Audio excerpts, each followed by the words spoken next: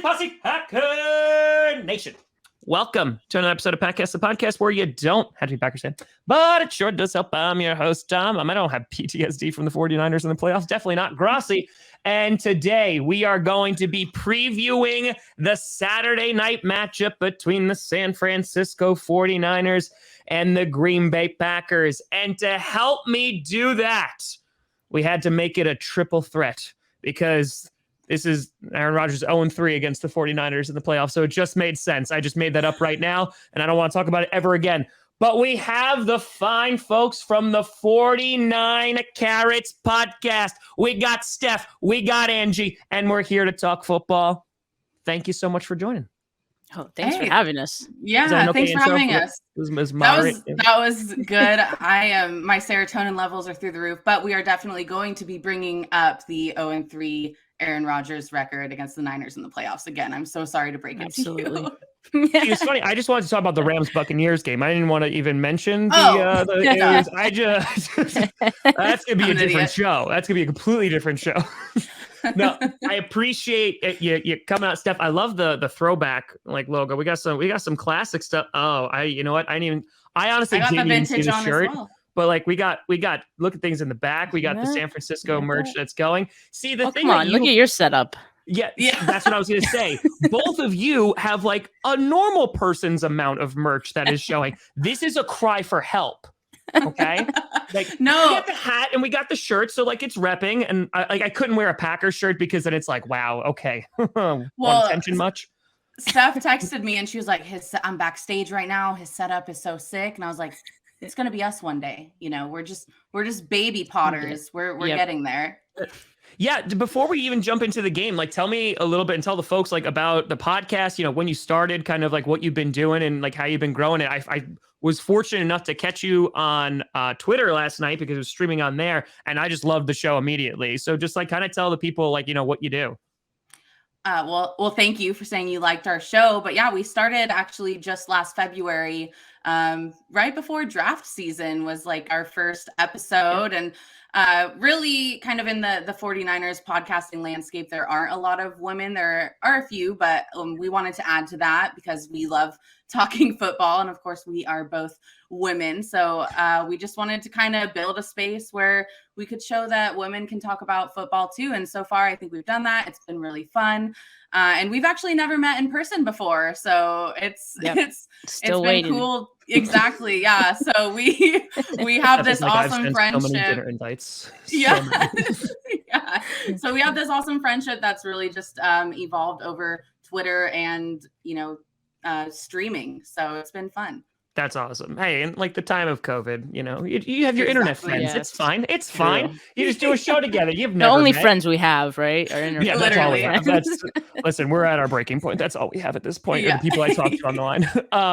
No, I appreciate you coming on, and I want to kind of talk about last year for a hot second. So you guys, I think you 2 years ago, you go to the Super Bowl, play against the Chiefs, come up really short. We're not going to talk about what happened the game prior to that. And then heading into last year, there had to be that kind of okay, we're just going to go do it again. Right. There's limitations there, but the defense is so good. Bosa's amazing. You still have a young, coaching staff, what have you.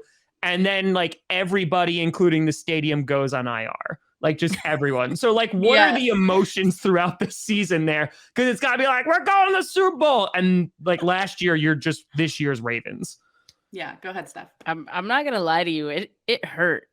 I felt like I was on IR because I had a broken heart. It was just that was just it was just terrible seeing. Like you said, having Super Bowl hopes because we really felt like we had a Super Bowl roster, and to just pretty much it felt like the season was wasted, and you just had to look forward to the draft, which ended up being kind of exciting for 49er fans, but I think we would have all preferred to, make a deep playoff run instead. Yeah. 2020 was supposed to be the revenge tour. That was kind of the rallying cry for 49er fans. And I think we kind of got a reality check when Nick Bosa went down. That was kind of the definitive moment where it was like, oh shit, maybe this isn't going to go quite as planned. And then, just throughout the year, injury after injury, they were the most injured team that season. So this year it's been nice to see there have been injuries, but other guys have stepped up, and we're faring a lot better in 2021, the 2021 season. It's that damn New Jersey turf, like going to MetLife, and that's when you just have to burn it to the ground. It's terrible. Literally, like bomb that stadium. Just kidding. Do not. Nothing else is happening there. But... So I mean, like maybe it was a matter of like, yes, last year was bad for you guys, but look at both of those franchises; they're cursed to oblivion right now. So right, payback. Kittle broke out a voodoo doll and was like, let's make it happen. Like they're gone now. Exactly. So you bring up this year's draft, and what a time, because last year it starts the talk and you can see like developing prior to that, but Jimmy Garoppolo, his name's getting thrown out there of like, maybe he's not the guy. You make a blockbuster trade that just like blows up NFL media, and you're going to go getting QB. And then for like months, it's which QB are we going to get? And 49ers fans are just like, please God, not Mac Jones. And as this is going on, right? Like, first of all, were you surprised that the trade happened? Like, and for how much you gave away? Absolutely stunned. Like, I mean, you can see the look on Steph's face. That's about how I looked when I heard it. It's very rare for the 49ers to give up draft capital like they did. We don't see them do that a lot. Usually we're giving away our good players for draft capital. So it was a lot. And then, like you said, like it just brought so much drama with it. And, I actually have a group chat with my friends who are 49ers fans, and the title of the group chat is "We Are Sorry, Mac Jones," because he turned out to be a pretty good quarterback, right? So, it was just a lot. It was a lot to handle because the Jimmy G conversation was already started, and then it was like, oh, now let's argue about the quarterbacks we don't have. So it was a lot. Yeah, it was pretty obvious they wanted to move on from Jimmy Garoppolo, at least from the fan standpoint, right? And at that point, we were all very hopeful and excited to get a new quarterback. And I felt like they would be happy getting someone at 12, which I believe that's where they were at before the trade at 12. I would have been fine with Mac Jones at 12. Like I would have been happy with just any serviceable quarterback who can compete with Garoppolo at that point. So, but I was completely caught off guard by that trade. And I was more caught off guard though, that they didn't start Trey Lance at all this season. Like earlier in the season, I really thought, they would try to start him over Garoppolo. Well, that was going to be my next question, because there's these two schools of thoughts, right? Like if you draft a QB in the first round, there's the throw him into the fire, right? And just like immediately play him, build up, even if it's a terrible team and you're not going to do anything, throw him in there so he can learn and get that experience. Then there's the other school of like the Aaron Rodgers, the Patrick Mahomes, where it's like sit, right? You sit behind a veteran QB, which you had in Jimmy Garoppolo. And it seems very obvious which school Shanahan comes from. But it's very interesting because it's like you said, Jimmy G gets hurt or what have you. You're just kind of like throwing the guy out there. And it seemed that every single time they were asked, like, oh, like, is Trey Lance going to play? Like, is that going to happen? They're like, maybe. Like, we'll see. And like, listen, he scored a touchdown against the Green Bay Packers, he did earlier in the season. But what have your thoughts been like with Trey Lance, or has he not even been like a topic of conversation because he just hasn't seen the field? Oh my God. Every single week he's a topic of conversation. That's no exaggeration. I laughed when you said that because it's no exaggeration at all.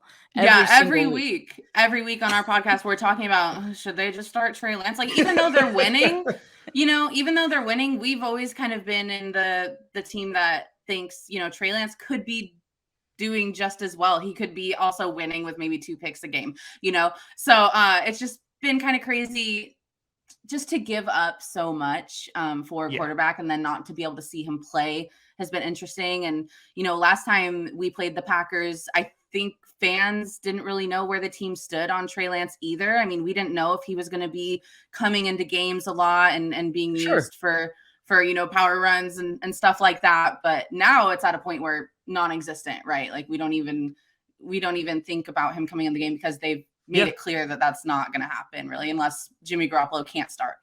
Yeah. Well, it's weird because you look at like this Saturday, and we'll dive into the game and everything, after, but you look at this Saturday, like Jimmy Garoppolo's hurt, right? The shoulder's not looking good. Like the hand is hurt. And then it's like, okay, well, you have another quarterback. Like it would have been nice. And maybe if he got some reps throughout the season, it would be less of a question mark heading into Saturday and your potential starting QB might not play. Well, see, that's what I thought when he had the thumb injury leading up to the game against the Rams. And I mean, I think some of the initial reports was that it seemed like he'd be done for the rest of the year. And then all of a sudden it's, oh wait, he has a chance. He's throwing in practice, and like he's that I don't know, the dream of Garoppolo starting that some people are still very adamant about. It's the dream that does not die. Like he is still going strong. Sure. And I mean, I don't hate the guy. But yeah, I don't expect that we see Trey Lance at all in this game against the Packers. And there's always so much mystique and drama around Jimmy Garoppolo injuries, going all the way back to his high ankle sprain last season. Like everyone was 100% convinced that was a fake injury, because he didn't want to go out there and look bad before the offseason and ruin his trade value, right? And so now this season has a bad game, UCL tear, has a really bad second half against the Cowboys. Oh, my shoulder. So it's just always just kind of weird circumstances around his injuries that, like, I'm not being a conspiracy theorist at all here. I believe his injuries are legit, but it's just like, God, the timing, the timing. As you pull out the tinfoil and you're just like, listen, this is the place to do it. We do that all the time. Tinfoil hats all the time. His shoulder looked mighty fine when he was throwing that interception. Yeah. What about it, Jimmy?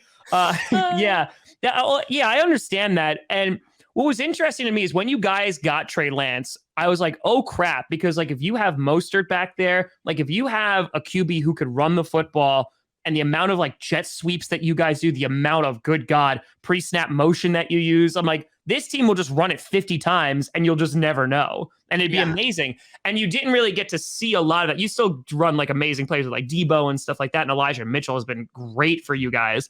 But as the season has gone on, has there been kind of like a souring on Jimmy G, or is it still like, hey, like he's the starter, so go Jimmy?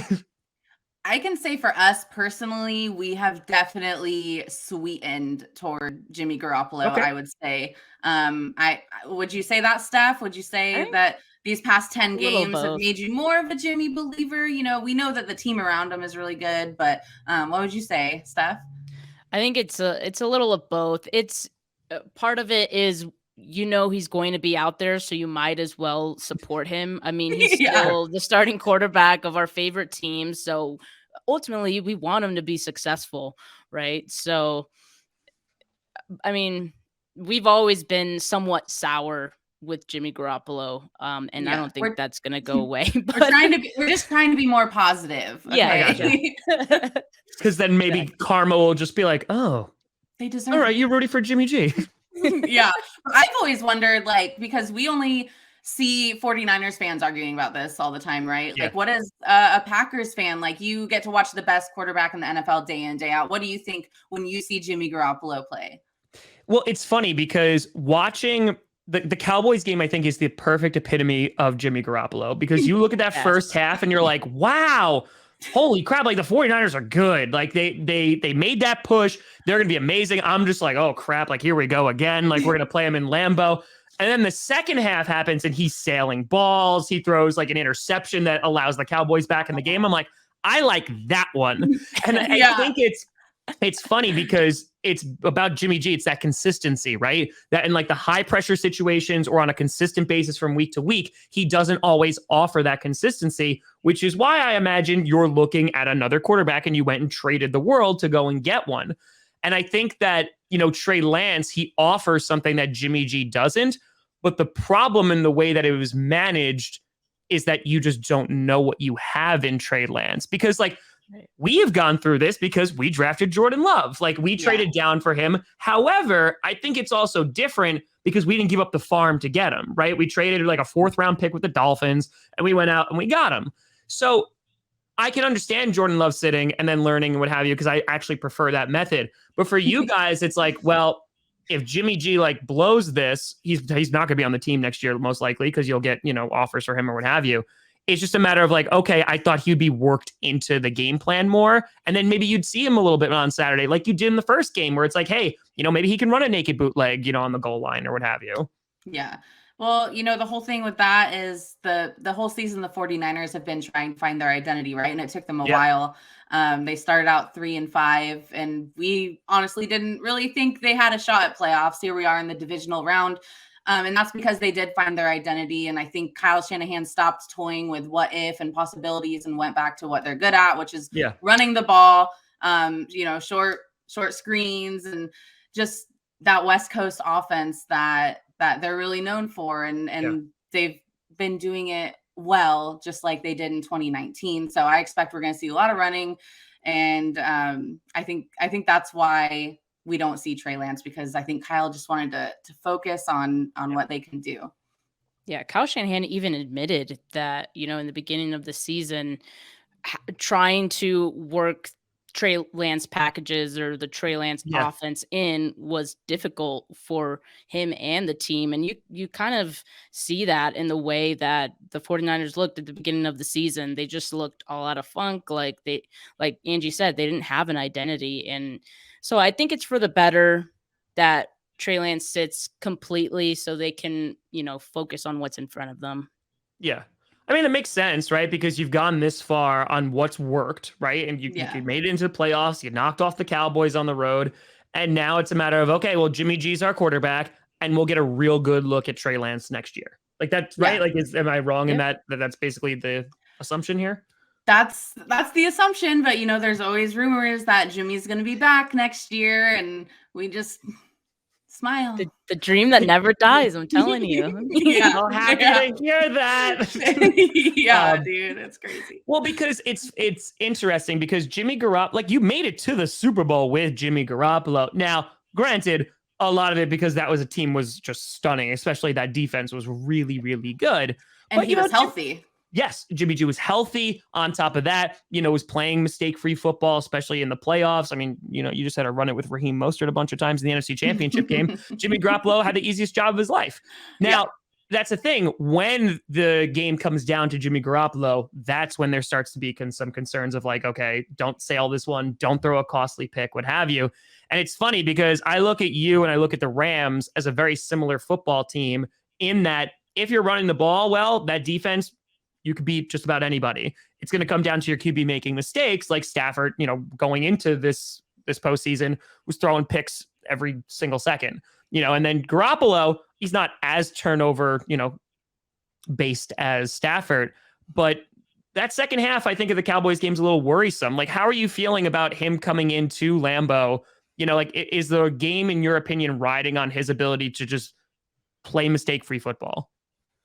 I think every game rides on that. Like I've said it before. This team goes as far as Jimmy Garoppolo allows them to. And it really comes down to his mistakes. I've told Angie, like at this point, I expect him to throw an interception every game at this point. And to me, it's more important of when he makes that mistake, because against the Cowboys, that the timing of that interception could not have been worse. And I said this on our pod yesterday. If Aaron Rodgers was in that same circumstance, let's say Aaron Rodgers was on the Cowboys and he had that time left and he had that interception, Jimmy Garoppolo's interception thrown. I think Aaron Rodgers runs away with the win. I mean, and those are mistakes that you can't make against the Packers, against Aaron Rodgers. So yes, I would be lying if I said I wasn't nervous about this game to an extent. That being said, like I feel good about the run game, and I think, the offense is going to continue to revolve around that. Yeah. Yeah. And one of the whole reasons that it does come down to Jimmy is because from week 3 to now, the 49ers are a completely different team, right? They've elevated their game on defense. I mean, last time we played you, we had Josh Norman and Diamador Lenore playing cornerback, right? And now we have Mosley and Ambry Thomas. So that's an upgrade right there in itself. Our pass defense has we're 6th in the NFL on pass defense. So that wasn't the case week 3, obviously. No. And then, on offense, we have Elijah Mitchell this time around. We have Deebo Samuel as a running back this time around. Everything really has elevated, but Jimmy has kind of stayed the same. And so, as long as he is good Jimmy, first half against the Cowboys Jimmy, and not bad Jimmy, second half against the Cowboys Jimmy, like, they should be fine. It's going to be a great game. I think this is the game to watch this weekend, and I won't be surprised at whoever wins. Yeah, it's fine. I'm just imagining, like, you just swap out T-shirts, like bad Jimmy and good Jimmy. You just have like it's like a smiley face and there's a frown face. It's just like, nope, there's bad Jimmy again. I joke all the time that this team just gaslights us. Like, they make us feel stupid for thinking they were ever bad. Like, exactly like you said, like, sometimes Jimmy makes me feel like an idiot for thinking he's bad, and then he goes and throws a pick that ends up giving the Cowboys a chance to come back. It's like, oh, okay, no, you are justified in your feelings, right? So it's really fun to be a 49er fan. I don't know if you could tell. It sounds like it. I mean, just like every day, it's just like, what team am I gonna get? Like, which one's gonna show up on the field? It's the same as being a woman, just gaslight. It's really fun. It's so much fun. Like when you hear Jimmy G returning next year, you're like, love it. I mean, this game, it's funny because as we talked about in the beginning, everyone and their mother is just like, Tom, did you know Aaron Rodgers is 0-3 against the 49ers? And I'm like, oh, I know. I remember the Colin Kaepernick days very well, like very, very well. No sleeves. Same though. I remember. Yep. Oh, I don't miss. You had to admire that though. I mean, 100%. Like, because Colin Kaepernick threw, what was it, a pick 6, right? Like one of the first plays in that divisional. I was like, oh, yay! And then we never did it again. And then the thing is, you did put me out of my misery early in the 2019 NFC Championship game because by halftime I was like, oh, at least I don't have to be hopeful anymore, right? Like I can start getting into the 7 stages of grief. I don't need to have it prolonged. I don't need Kevin King to get called on a pass interference or a holding call. I just knew halftime I could start drinking early. So that was fine. But this year heading into this, there's a lot of feelings that are being stirred up.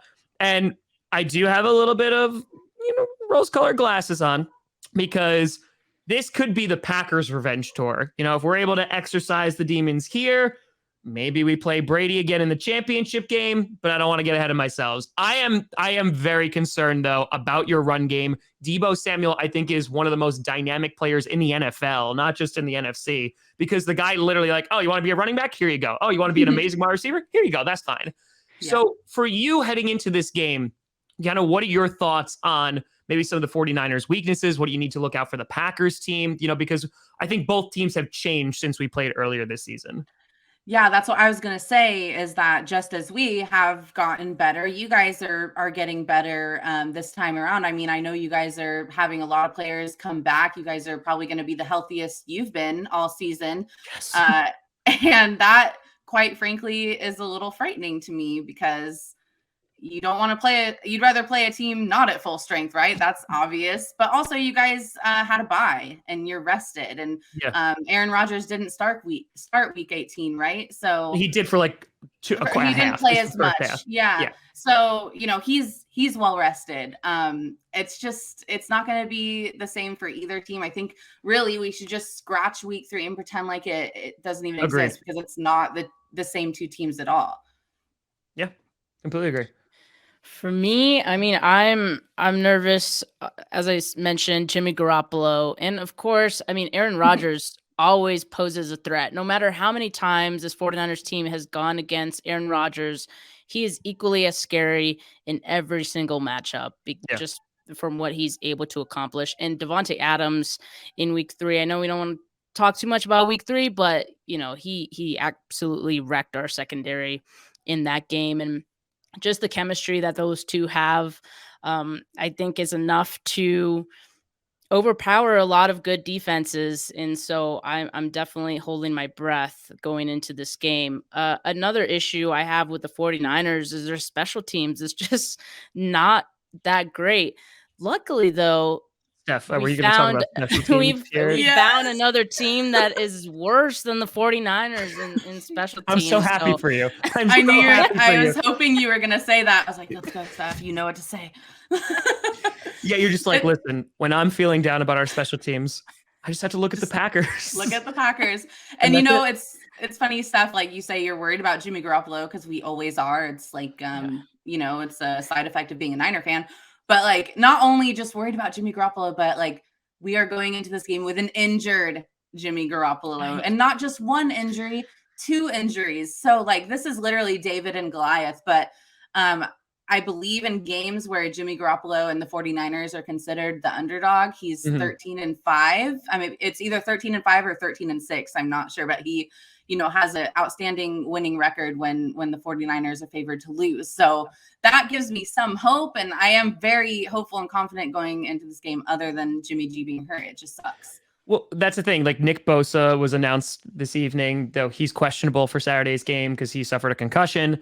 Is Warner playing? I think Warner's playing. Like I know he had an ankle injury. Yeah, we think he's playing. Yeah, he was a full practice. Yeah, because like I feel like if Bosa's out, that completely changes the dynamic as well. I mean, like that's a total game changer. So I'm like, okay, because last year at Lambeau in the divisional round, we lucked out. Like we were facing an injured Aaron Donald. You know, we had Jared Goff who like didn't have a finger, like we, you know, what happened. And it's almost similar because like now we have Jimmy G and like we're going to have a banged up potential like Nick Bosa.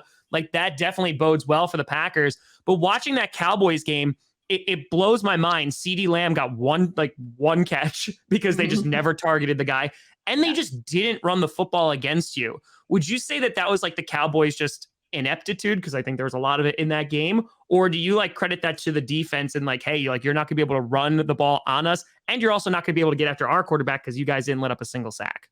Yeah. I mean, I think the reason that they stopped running the ball was because the 49ers defensive line was just doing so well against it. They really couldn't get anything going in that first half, and they got down pretty quickly. And so I think that's why they started throwing. And when you look at the 49ers defense, I feel like a lot of people think that the secondary is their weakness. And, you know, you could say that when you compare it to the defensive line, but if, you know, it's kind of a trap, right? We got teams right where they want them when they stop running the ball. And so I think that's always the defense's plan, and the Cowboys played into it. Yeah. Good job, Cowboys. And then they ran a draw. Exactly what Steph said. I mean, I'm biased, but like I feel like 49ers are one of the best teams at stopping the run. So as long as they do that, as long as they can get to Rodgers, I think it should be a dub. Honestly, if we can pressure Rodgers, it's going to be an easy game for them. And they have been pressuring the shit out of quarterbacks. She said easy. I didn't say that. Easy now. Okay, good. I've said like 10 different outcomes of how I think this game is going to go. I'm like, Packers are going to win. Well, maybe they'll both do good. Easy win. Let's go. Listen, overconfidence is great because I'm not a little citrus. I'm a little citrus. But in terms of this game, I do think it's gonna be a very good game. Like I don't see this being like a one-sided affair. I think, you know, a healthy Aaron Jones plus other people, like, you know, maybe we can establish the run, especially if Bosa's banged up a little bit. You know, we have the quad father AJ Dillon with the amazing quads. So I think that there's definitely opportunities there. And I think it's just Aaron Rodgers hasn't thrown an interception in 2 months. I mean, that guy like has just been on another planet. And I think that if he's able to get the ball out quickly, you know, against that pass rush, then maybe, you know, we'll have ourselves a good day. But if you had to give kind of like a prediction, don't do like score or anything. Are we leaning more towards, I mean, you know, Angie obviously is just like, we're going to win 49-0. No. I think it's going to be another 3-point game. I think it's going to be very close. I think it's going to be a 3-point game in my opinion. Easy win. Interesting. Now we've backpedaled hard now. So now it's just like, you said the same thing I said. You said if Aaron Rodgers can get the ball out quick, you guys are going to have a good time. It's a good day. It'll be a good day. I mean, listen, like I woke up today. It was a good day. It was a little cold, but like it was a good day. Oh man, like I said, I think it's gonna be a field goal game. I'm just gonna stop talking now, Steph. What do you think, Steph? I also think it's going to be a very close game. It's going to come down to the very last possession, the very last seconds. I think it'll be 3 points or less. 49ers, obviously. Oh yeah. Well, here's the thing. It's funny because right before the 2019 NFC Championship, I had a 49ers fan on, and we said the exact same thing. We were like, it's not going to be like it was earlier. Like, it's not going to be a blowout. It's going to be such a close game. And we went home by lunch. Like, that was it. The game was done. I think it is going to be a very close game. And I will say, the 49ers, I think out of all the teams remaining, like, this is the one I didn't want to see, like, in the division round, because I think they match up really well against a lot of the teams left in the playoffs because they run the football and they have a good defense. You're able to do that. I mean, look why the Rams are having success. They're finally running the ball, like with Sony Michel and Cam Akers. And if you guys wind up winning this game, do you have a preferred opponent for the NFC Championship game? Like, would it be just extra sweeter to just kick the Rams' ass? Okay, I'm kind of split on this because I'm like a big proponent of facing the Rams because, I mean, obvious ownage, 6 games in a row, the Niners have beat them.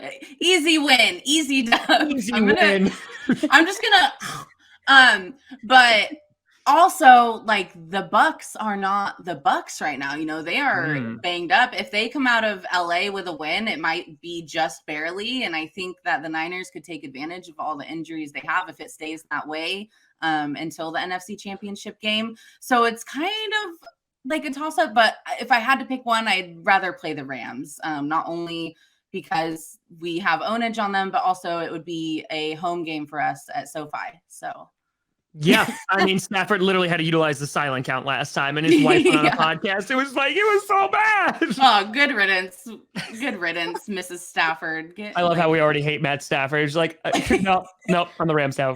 We have a mutual feeling for that. See, I actually don't mind Matt Stafford. Like Matthew Stafford. Like I don't mind him. I always think that he's been a good player. And like, here's the thing. You suffer long enough on the Lions. Like, you deserve some good things to happen to you. They just need to stop now. Like, I want the good things to stop now. So right, you made it far enough. Good job. You'll get comeback player of the year and like, I wasn't hurt. No, you played in Detroit. Like, you get comeback player of the year, and move on with your day. You played in Detroit. That's it. Steph, what are we thinking? So I'm gonna say the Bucks, just because that would be a very storybook storyline, and going to I know the NFL would just eat that up. Brady versus Garoppolo. All of the montages. I love Brady, but it'd be great to see Garoppolo, go head to head and beat him. Like, you love Brady. Wow, we're just saying things on this pod today. We're just saying things. Edit that out. We got I love Tom Brady. So hold on. So Steph, you know what? Now so last year in the NFC Championship game. So when you're saying how much you love Tom Brady, so you were rooting for Tom Brady to beat the Green Bay Packers. 100%. Yeah, I probably was. Yeah. 100%. Yeah, I mean, I don't Brady really, with the Bucks. I don't root for the Packers in anything, like, ever. I've never rooted for Tom Brady. It took 30 minutes, but there it is. I will say it is. Against the Seahawks, only time. Okay. Yeah. Well, they don't know how to spell playoffs right now, so that's yeah. Thank God. But I've never rooted for Tom Brady my whole life as a football fan until he went to the Bucks. Because how could you? Like, everyone thought he was done. He makes it to the I was rooting for him to win that Super Bowl. I'm How sorry. many rings does the guy need? Like, come on now. One more. Come on. That was his last one, and I rooted for it. Great. And it was against the Chiefs. Like, Listen, we're not going to root for the Chiefs. See, that's fair. You're talking about storybook endings here. It would be a fairy tale ending to destroy you in the playoffs. And you know what? Easy dubs. Like, not like where it's 49-0 the other way. Disrespect us, yes. Beating Tom Brady in the NFC Championship game. Like, I don't think you folks understand. I need this. Like, after the last 2 years, do you know how I just go to sleep at night and I just hear, oh man, Rodgers sucks in the NFC Championship game, huh? Like, I need this. Like, this is my emotional well-being is very much tied into this. You shouldn't be that attached. Oh, we're way past the point of attachment. So, but so is ours. Okay, no. Because Jimmy G leaves, and then you got Quattro Lance coming in next year. You'll be just fine, okay? Like, you're going to keep a lot of those players. Aaron Rodgers is going to leave me, all right? I don't know if Jordan Love's going to take care of me, all right? I don't know. I don't know. Okay, you make a good point. The 49ers are going to hopefully be good for a long time. They have a lot of young talent. The future is bright. So I'll give you some win some future. So you heard it here, folks. Angie saying that she wants the Packers to just win this year's Super Bowl, beat the 49ers, and then we can just move on. You know what? I appreciate that. Thank you. I was gonna say go Pack go, but then I was like, no, someone's gonna grab that. It just got clipped, right? You just saying that right there. Go Pack go. Tom, can we edit that out? Nope, can't edit that one out. But no, leave it in there. It's fine. But folks, it's been an absolute pleasure talking to you. I really appreciate you coming on the show, talking some 49ers. Can you tell the people where they can find you and all the things that you do? Yeah. Do you want me to say it? Yeah, as always. Okay. So you can find us on youtube.com/Stragosaurus. It's right there. That's Steph's Twitter handle. You can find us on Twitter by our Twitter handle, Stragosaurus and writes at 49K pod if you want to follow the podcast, and you can stream us on any podcast streaming platform. So if you want to support women in sports, give us a follow, give us a subscribe, and give us a listen. Yes. Perfection. Yeah, and thanks, Tom, so much for having us. This was a blast. Of course, this was awesome. This was a lot of fun. I wish you the best of luck next season, because I can't wish you luck next. If it was like, in the regular season, I'd be like, oh yeah, good luck like in the following weeks. I can't do that here, but same to you. We get it. Yeah. But folks, thank you so much for watching. I'm Tom Grossi, and as always, go Pack go. I mean, Angie, you said it too, so okay, relax.